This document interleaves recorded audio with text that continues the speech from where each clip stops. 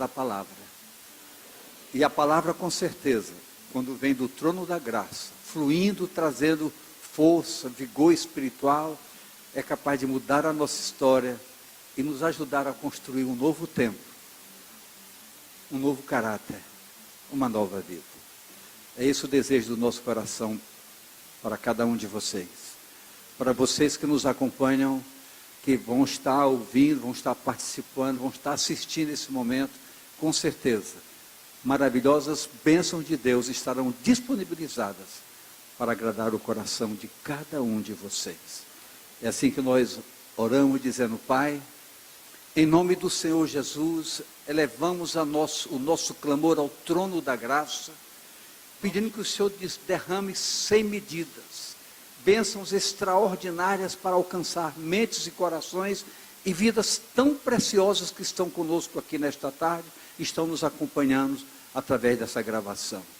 Que o poder do alto traga alegria para os nossos corações e todos sejam radicalmente abençoados nesta tarde, a tal ponto que ao sair daqui todos se sintam na leveza dessa graça, no programar um propósito diferenciado e o estabelecer uma convicção que se transforma em certeza, quando temos essa plena consciência de que Deus está sempre pronto a nos propiciar muito mais do que possamos pensar ou imaginar. É assim que Deus tem para todos nós nesta tarde, culminando com a nossa adoração da tarde, bênçãos que proporcionarão paz, saúde, alegria, felicidade, um transformar de expectativas e um gerar de uma nova postura, partindo de nós com propósitos sinceros, para que tenhamos vida plena de agrado ao coração do Pai. É assim que nós oramos a Ti, ó Pai, ministrando sobre a Tua igreja as mais ricas bênçãos, e fazendo isso em nome do Senhor Jesus. Amém e amém. Pode sentar, por favor. Quero ler com vocês Deuteronômio 33, 27, que diz o seguinte: o Deus eterno te seja por habitação, e por baixo de ti estejam os braços eternos, e ele lance o inimigo de diante de ti, e diga: destrói. O que o Senhor quer dizer com a sua palavra? Que ele lança o inimigo de diante de nós, mas baixa um decreto determinado, dizendo: você precisa destruir todo inimigo que intenta contra a dignidade do seu caminhar. Precisa o quê? Eu queria ouvir melhor. Precisa o quê? Destruir. Grave bem isso. Essa palavra, igreja, é extremamente posicional.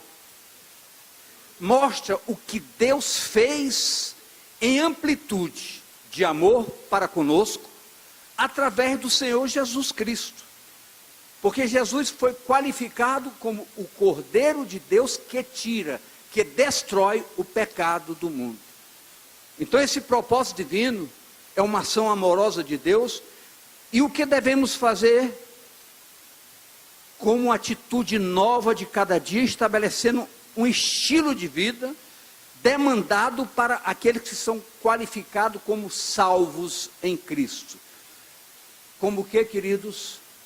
Eu queria que você olhasse para você. Você se acha um salvo em Cristo? Me dê um sinal sinceramente. Você se acha um salvo em Cristo? Sinceramente, a minoria levantou o braço. Você se acha uma pessoa salva em Cristo? Você precisa ter uma postura de salvo. Não basta você dizer, você tem que ter uma postura de salvo. E o salvo tem uma conotação de vida estabelecida pelos princípios do reino, que precisam ser vividas. Essa postura precisa ser encarada e vivida por cada um de nós de maneira determinada, de maneira objetiva. É por isso que eu preciso me determinar a viver como um homem de Deus, como um homem salvo em Cristo. Para isso, a rota determinada por Deus para eu caminhar chama-se uma rota de santidade. Uma rota de quê, queridos? Então diga: santidade é um estilo de vida que precisa ser construído com propósitos. Esse estilo precisa ser construído com propósitos. Mas escute, as maravilhas tantas de Deus passarão então, com esse estilo de vida, a fazer parte de nossas vidas, em plenitude, quando definirmos o projeto de santidade que queremos viver. Quando se fala em adoração, é gostoso falar em adoração, quebrantamento, contrição, tudo isso é bom.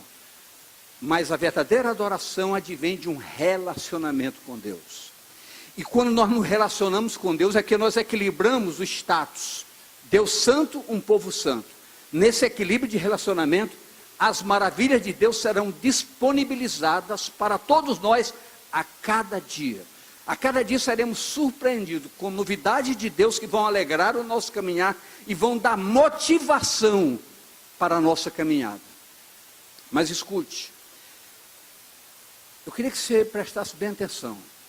Santidade, diga comigo, santidade. No espírito, na alma e no corpo. Diga, no corpo. Por que isso? Porque Deus não quer pedaço de nós. Nós somos plenamente do Senhor e como plenamente do Senhor, temos que ser santos no nosso espírito, na nossa alma e no nosso corpo. Porque a palavra diz, não sabeis vós que o vosso corpo é santuário do Espírito Santo de Deus que habita em vocês? Entendam isso, preservem isso, honrem isso.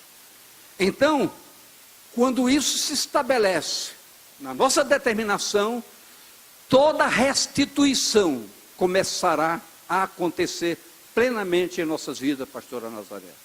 Toda a restituição, toda, passará a acontecer em nossas vidas.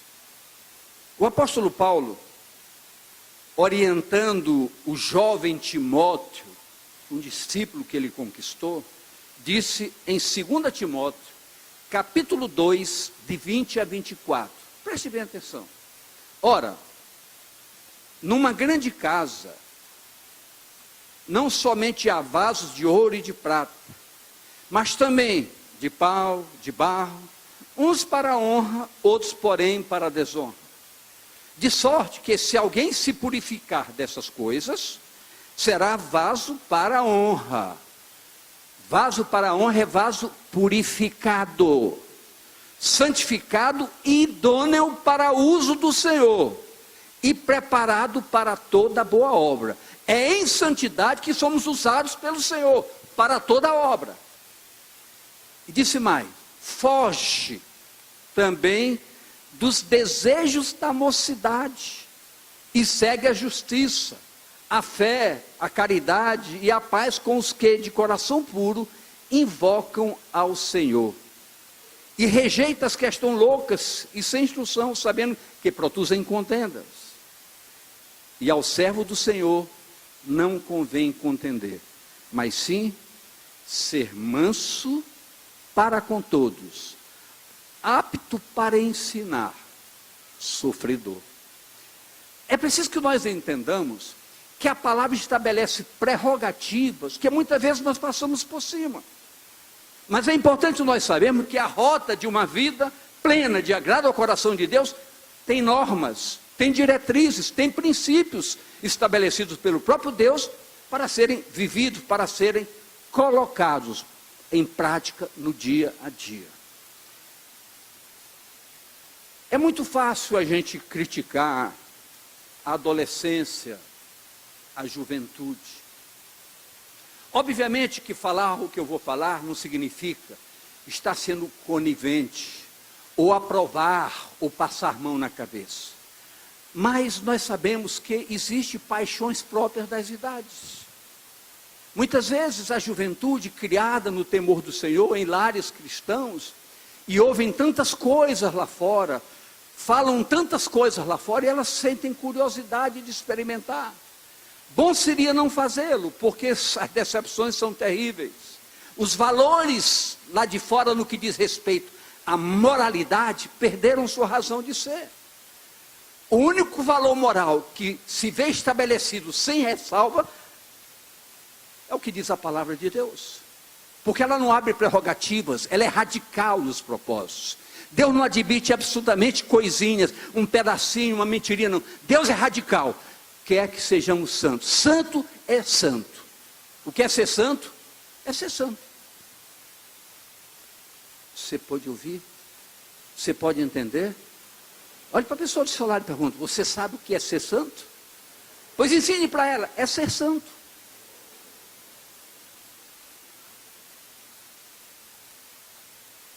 Preste bem atenção.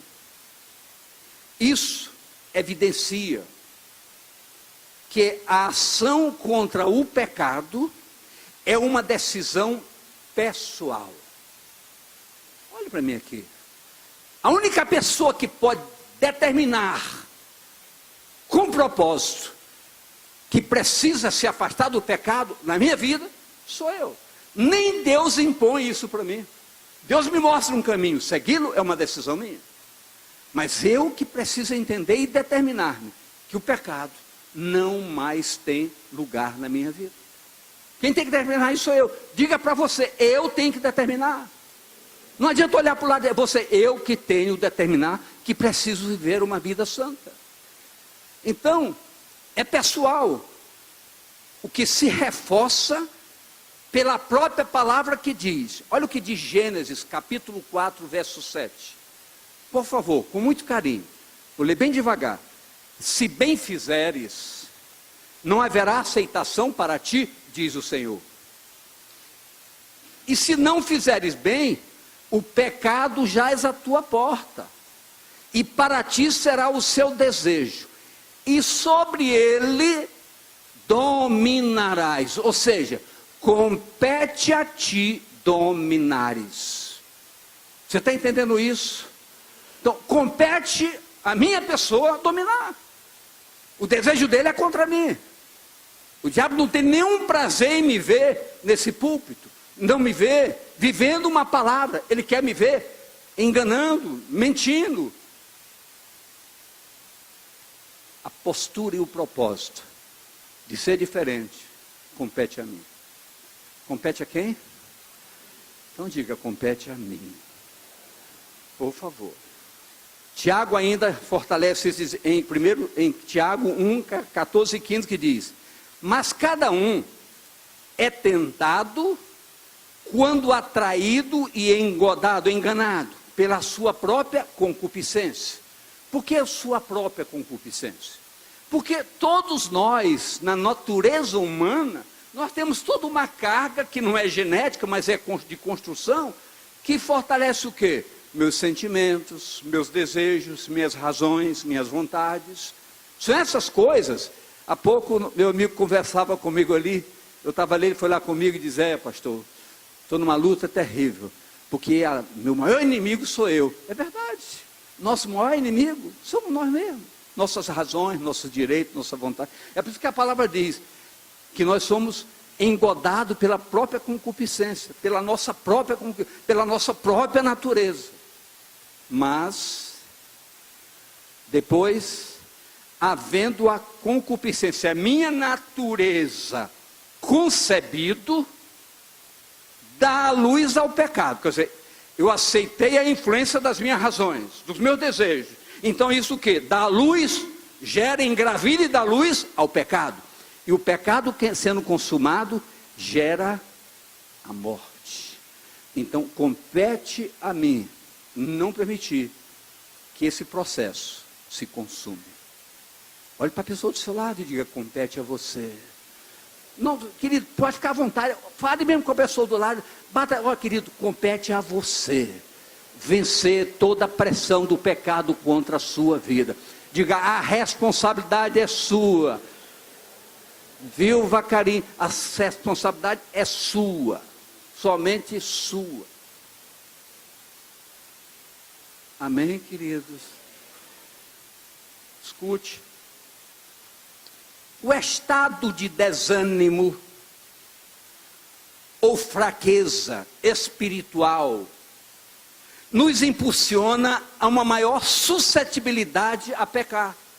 Quando nós estamos enfraquecidos, desanimados, somos tendentes a ceder às pressões. Por quê? Porque a ação perniciosa do agente do mal se instala na nossa fraqueza, exatamente por nos tornarmos incapazes de permitir que a ação do Espírito Santo seja diretiva em nossas vidas. Nossas razões são muito fortes, nossas justificativas, nossas defesas, nossas razões são terríveis. E a ação do Espírito é bloqueada, o que nos fortaleceria para repelirmos o desejo pecaminoso. Quando isso não acontece, quando não nos fortalecemos, por que que esse trabalho das células do discipulado é muito forte? Querido, ninguém deve procurar discipulado depois do mal. Temos que procurar o discipulador quando somos tentados. É por isso que estamos, esse relacionamento 1 a 1, poder ligar, é de extrema importância, porque é no momento da tentação que você tem que buscar socorro. Não é depois que cair que você vai buscar, não. Antes de cair, peça ajuda, tenha humildade, tenha simplicidade. Você é capaz de me ouvir? Você é capaz de dizer amém? Eu vou fazer isso, por favor. Amém, querido? É nessa hora que nós temos que procurar socorro. Nosso gabinete não está fechado, está escancarado toda hora que você quiser. Ainda bem que eu estou ouvindo, é verdade. Depois a gente depois eu dou aquele negócio que eu prometi para você.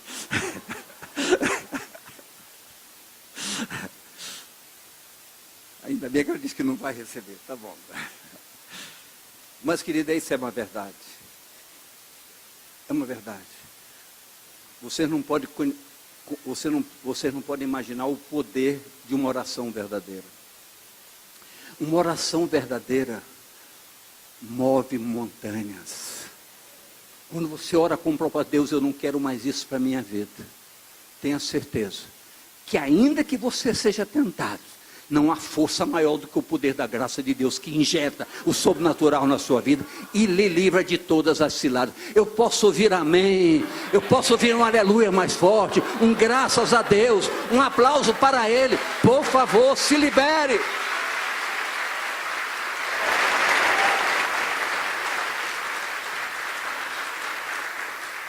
É fundamental que entendamos, todos nós, que o Espírito de Deus só atua em consonância com o nosso querer. O Espírito Santo de Deus só age em consonância com o nosso querer. Nada é imposto da parte de Deus para conosco, nada. O Espírito Santo age de acordo com o nosso querer.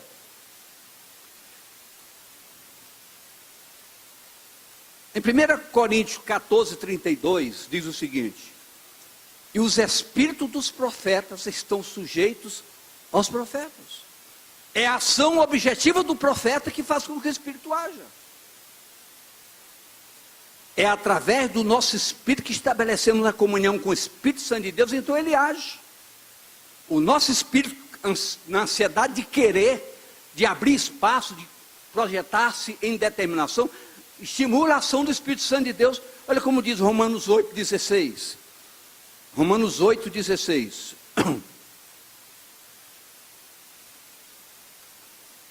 Romanos 8, se eu não dei, pulei, a culpa é minha.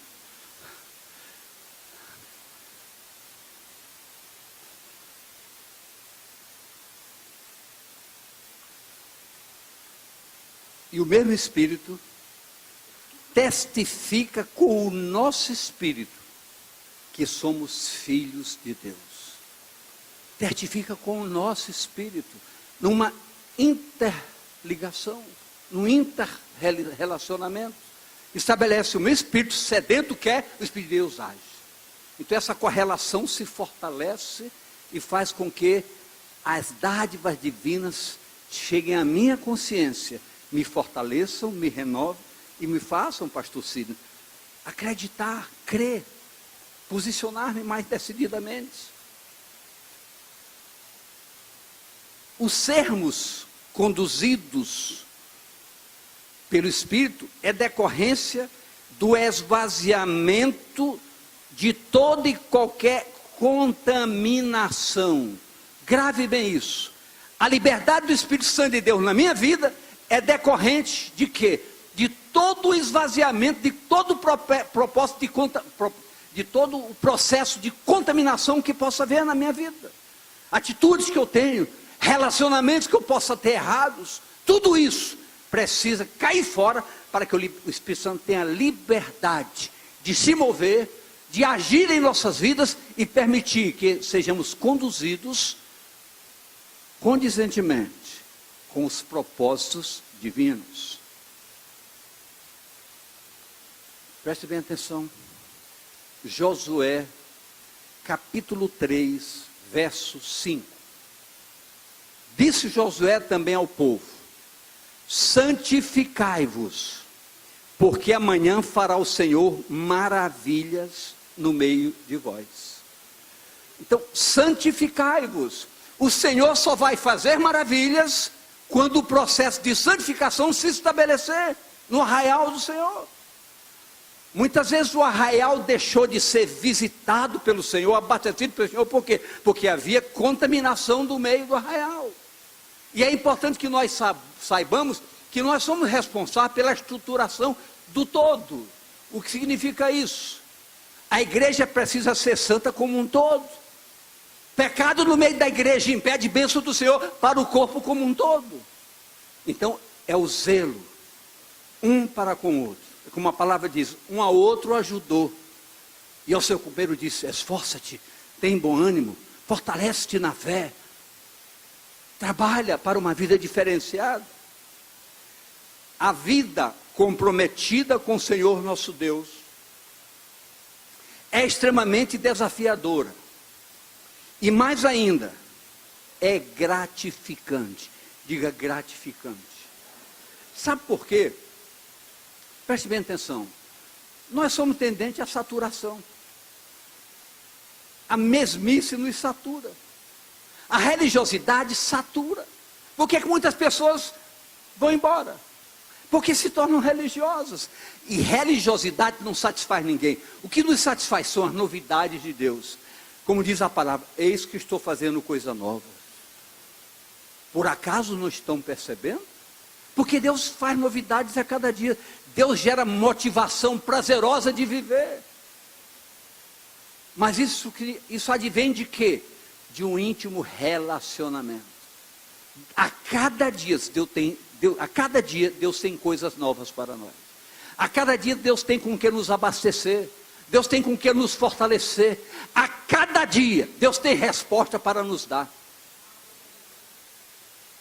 As perspectivas de vida em comunhão com o Senhor são que nem as misericórdias de Deus se renovam a cada manhã. A cada manhã. Êxodo 23, de 32 a 33. Preste bem atenção nisso, por favor. Não farás, queridos, eu pedi para prestar atenção, por favor, para o nosso bem. Vamos prestar atenção. Não farás concerto algum com eles ou com os seus deuses. Há coisas que eu não posso fazer. Eu já disse isso aqui não sei quantas vezes, mas for preciso dizer 1 milhão, direi 1 milhão. Há coisas que nós não podemos fazer. A palavra é muito radical. Não farás concerto algum com eles e com seus deuses. Não adianta. Nossas festas têm que ser diferentes. Ah, pastor, mas eu tenho uns parentes que bebam. A festa é minha. Eu sirvo a um Deus, eu sigo a norma do meu Deus. E acabou. Pode-se só liberar mesmo.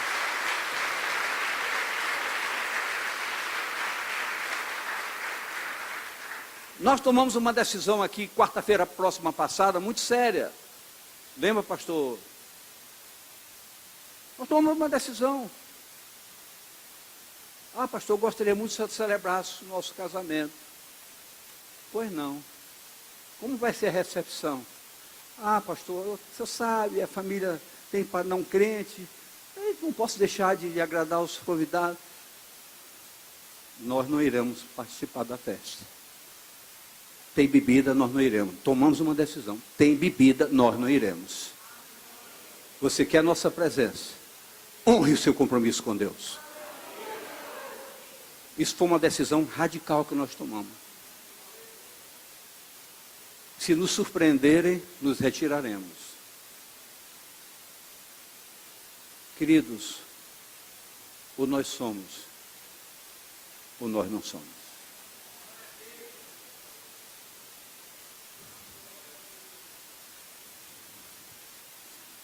Posso ouvir amém mesmo?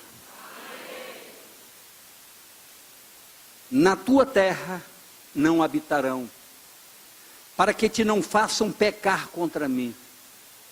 Se servires aos seus deuses, certamente será um laço para ti.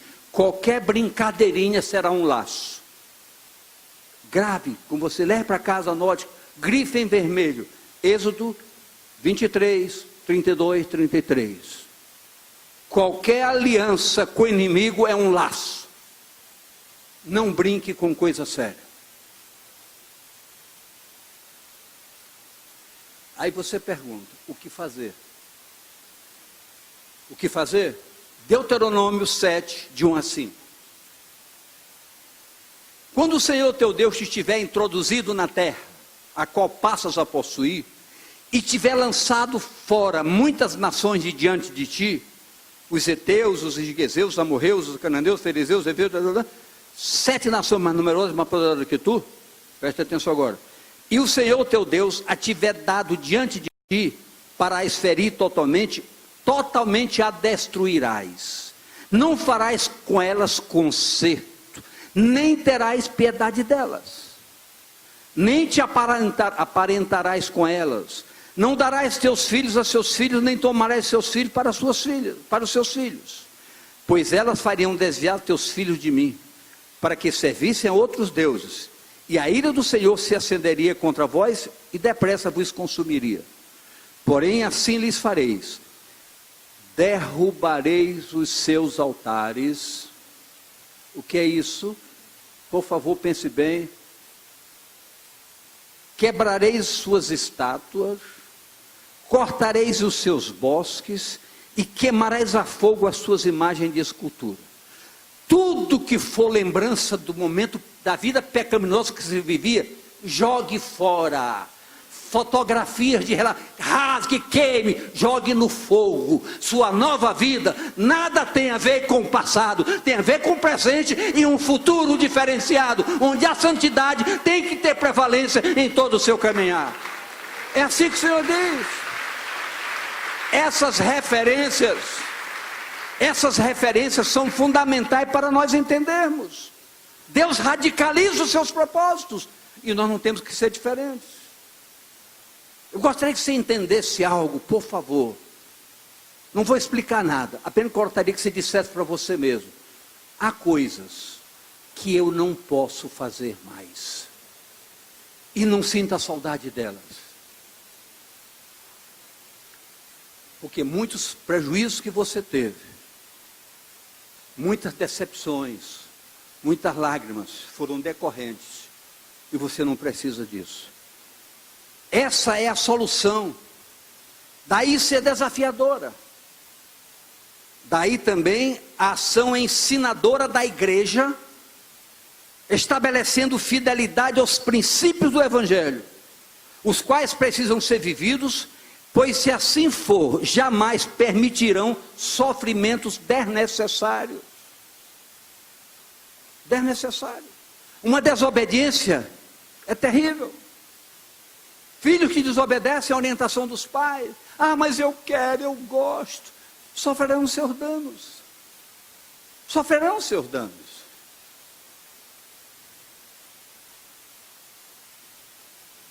Quando há coisas condenadas em nosso meio, não podemos resistir ao ataque do inimigo. São portas abertas para a entrada de problemas. Portas abertas para entradas de problemas. Josué 7:13.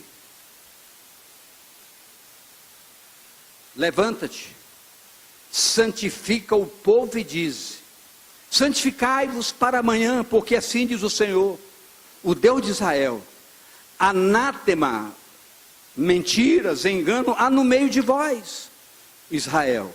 Diante dos vossos inimigos não podereis suster-vos, até que tireis o anátema do meio de vós.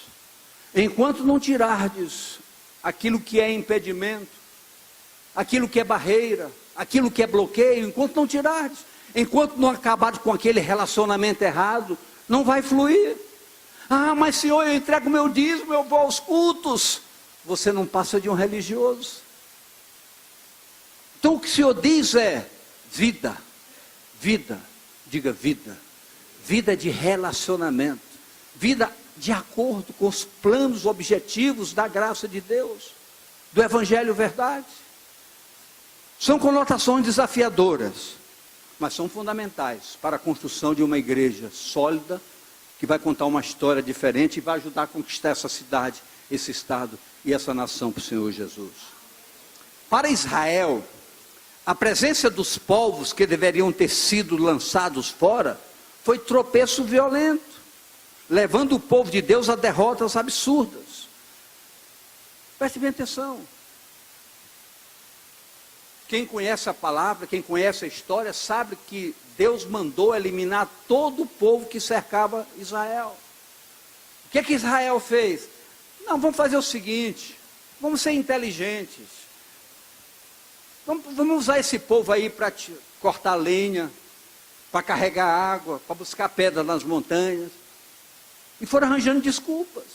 Hoje, essa pressão que Israel sofre, o que é? O mundo árabe. Desobediência. Desobediência. Ao invés de estar cercado de paz, está cercado de inimigos. Por desobediência. Então, quando o Senhor te diz, o inimigo tem que ser destruído, o pecado da sua vida tem que ser destruído. Todo ídolo que tem contaminado sua história, você tem que jogar, tem que cortar e jogar fora. Eu falei todo o quê, queridos? Olha para a pessoa do celular e pergunta: você sabe o que é um ídolo na sua vida? O pior é que todo mundo sabe. O pior é que todo mundo sabe. O que é um ídolo na sua vida? Pode ser tantas coisas, pode ser um relacionamento, pode ser até um marido ou uma esposa. Um ídolo. Um filho. Então, destruir significa eliminar, não a pessoa, eliminar do coração. A pessoa.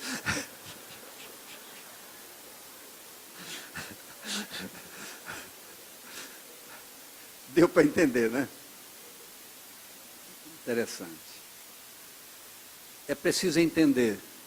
É preciso o quê? Eu queria que você repetisse mais uma vez. É preciso o quê? O quê? Primeiro, o pecado gera, entenda isso, inimizade para com Deus. O pecado nos faz inimigos de Deus. Romanos 8, 5 a 7. Porque os que são segundo a carne inclinam-se para as coisas da carne, mas os que são segundo o Espírito para as coisas do Espírito. Porque a inclinação da carne é morte, mas a inclinação do Espírito é vida e paz. Porquanto a inclinação da carne é inimizade contra Deus, pois não é sujeita à lei de Deus, nem em verdade pode ser. Então, apego ao pecado é construção de uma inimizade contra Deus.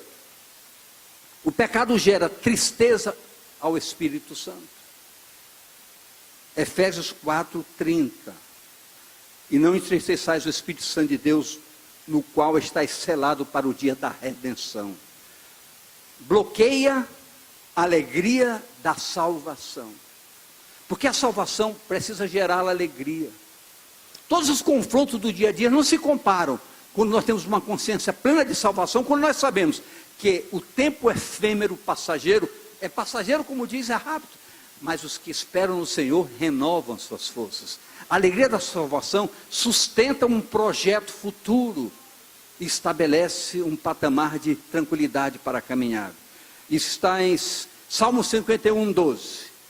Torna a dar-me a alegria da tua salvação e sustém-me com o espírito voluntário. Segunda coisa, um profundo arrependimento. Eu queria que você repetisse comigo. Profundo arrependimento.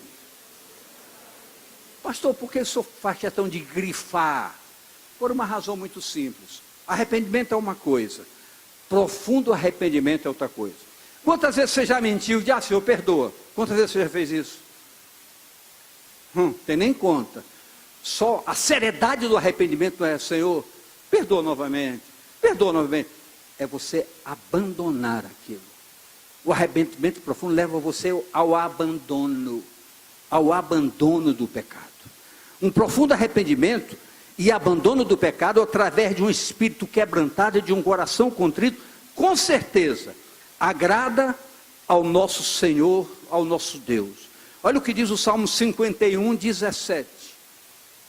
Os sacrifícios para Deus são espírito quebrantado, um coração quebrantado e contrito, não desprezarás, ó Deus. Deus atentará, Deus focará e atentará para abençoar.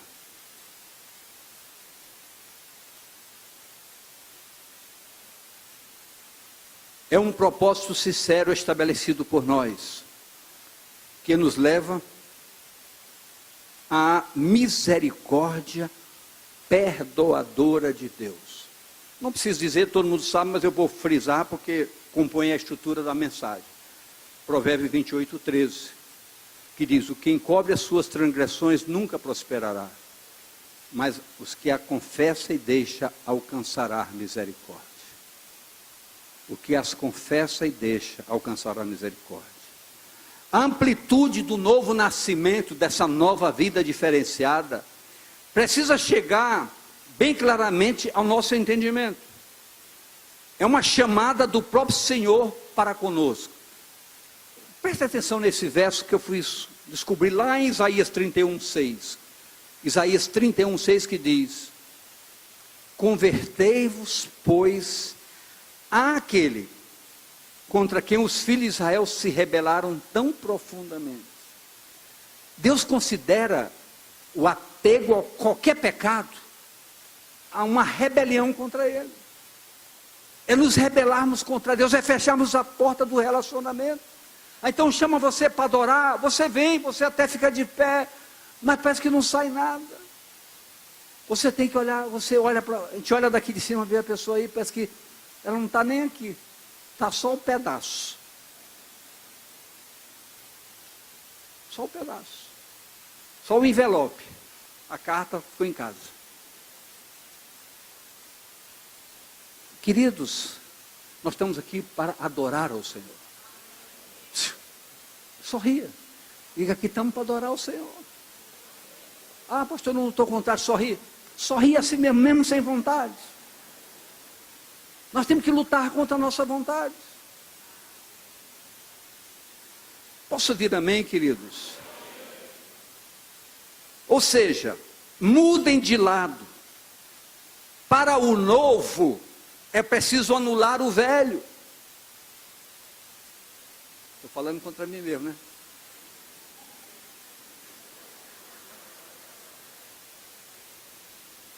Primeira Crônicas 22, 19. Disponde, pois, agora o vosso coração,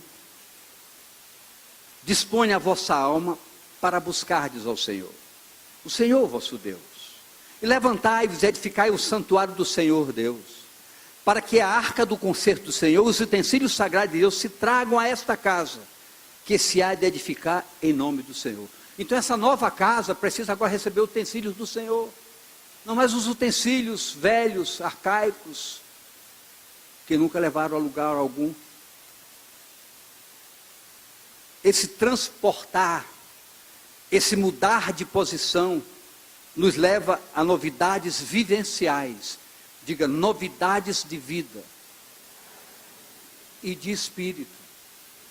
Olha o que nos diz Romanos 6, 4, 5 e Romanos 7, 6.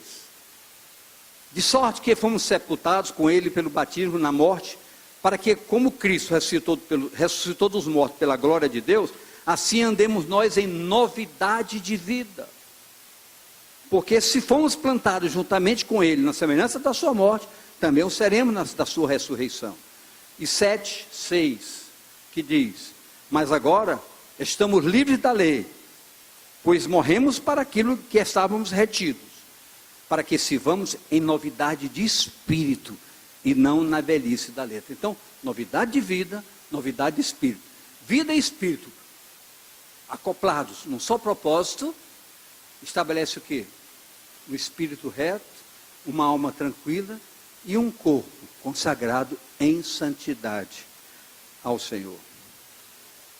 A nova vida fundamentada e alicerçada nos princípios divinos, nos leva a pensar e agir com características próprias do reino de Deus. Quando nós temos essa nova vida implantada no nosso entendimento, e quando há uma determinação, um propósito, uma determinação nossa, de caminharmos em agrado pleno aos princípios que regem o Evangelho e verdade, com certeza nossas atitudes são diferentes.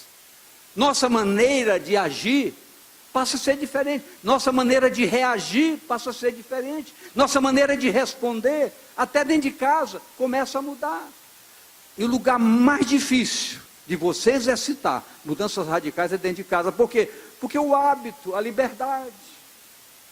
Mas nós temos que entender que nós somos diferentes, independente do lugar.